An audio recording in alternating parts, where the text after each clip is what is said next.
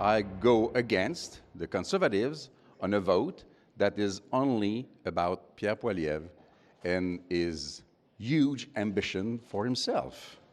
I support the interests of Quebecers. New Democrats came to Ottawa to get stuff done, to work for people, to fight for people, not to play Pierre Poilievre's conservative games. So we will not be supporting Pierre Poilievre's motion. NDP leader Jagmeet Singh there officially announcing his party will be voting to support the Liberal government in next week's non-confidence motion, and vote against the Conservatives. Since ending the supply and confidence deal to keep the Liberals in power earlier this month, Singh has had harsh words, though, for the Trudeau government, calling it selfish and saying the Prime Minister has let Canadians down. So can he continue to square that circle for Canadians? Let's bring back the front bench, Christy Clark, Gary Marr, and Tom Mulcair. Gary, I'll start with you. This was the first time we had to hear, specifically from Mr. Singh about how he would attempt to square that circle. What did you think of the explanation provided? I don't think, Mr. Singh is giving Canadians enough credit for seeing through all of this. It is impossible for him to put this square peg in a round hole. I always use the test of, can I explain it to my mom? And I wonder if Mr. Singh would be able to explain to his mom how he can be so critical of the Liberal government, A, on affordability for Canadians, B, placing a huge burden on working class Canadians, C, being incapable of being able to accomplish things while at the same time supporting this very same government.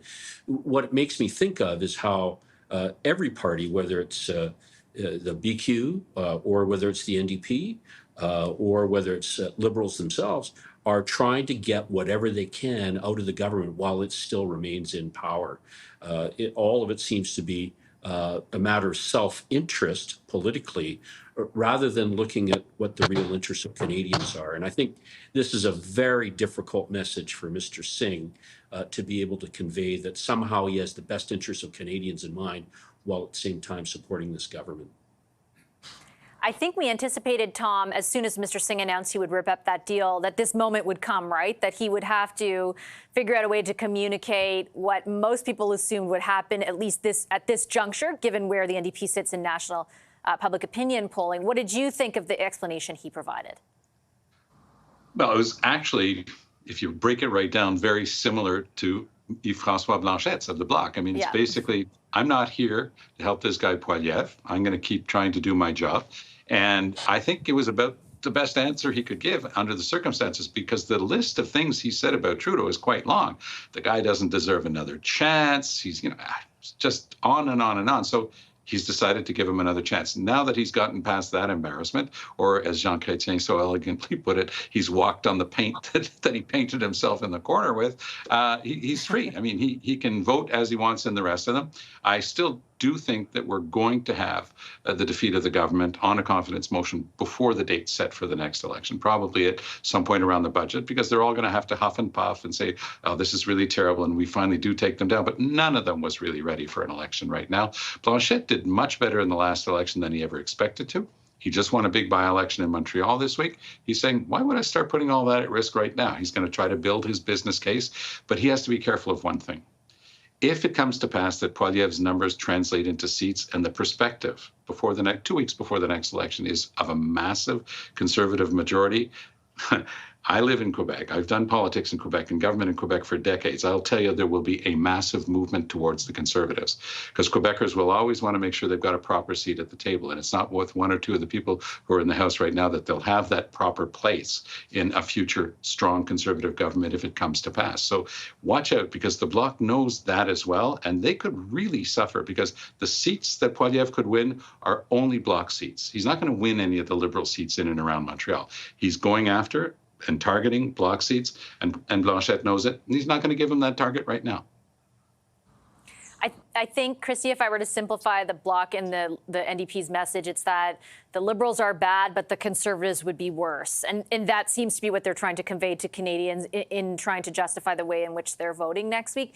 How do you think that message will resonate? And does it do any damage to the Conservatives that everyone seems to think getting into power, everyone except for themselves thinks getting them into power would be detrimental to the country?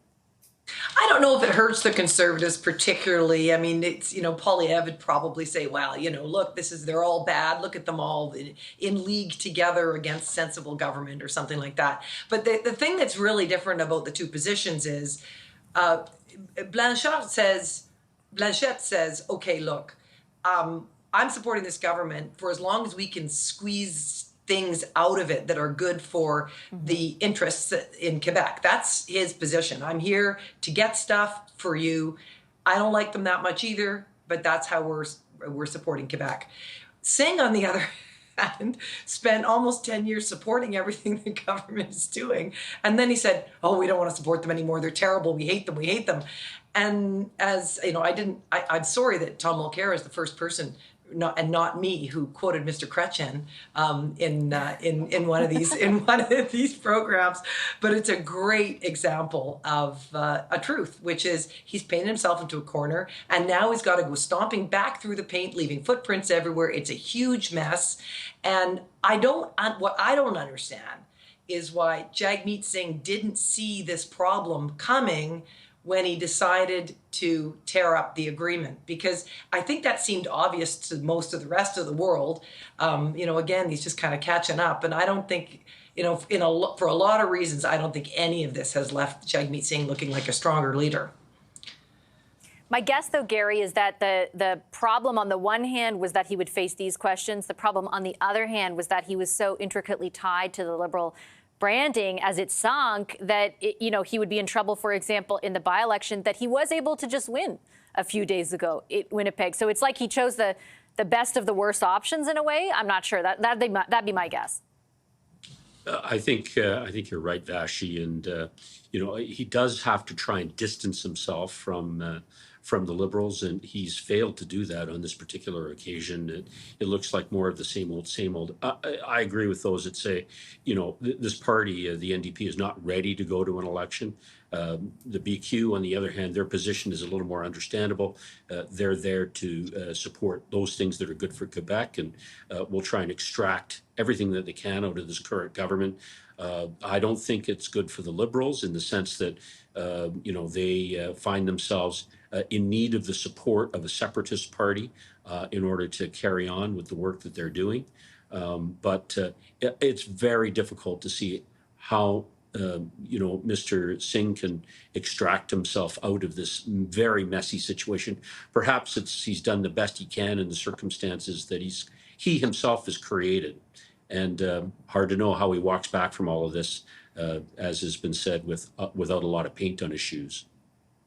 Last word to you, Tom. I think, look, we gather every week. We talk about all this, and we just did minutes ago, how tough the Liberals have it right now, how many mistakes they're making. This feels like one of the only strategic wins that they've had in a long time. They kind of called everyone's bluff really early on, and it seems to have worked out in their favor. Could not agree with you more, Vassy. Yes, a very good, clean victory for the Liberals. Even the way they played it today, we just talked about the shuffle. Clean, one person on, move this around, boom, boom, boom, showing that they're in charge. Very well done. I will allow myself one quick word about Blanchette.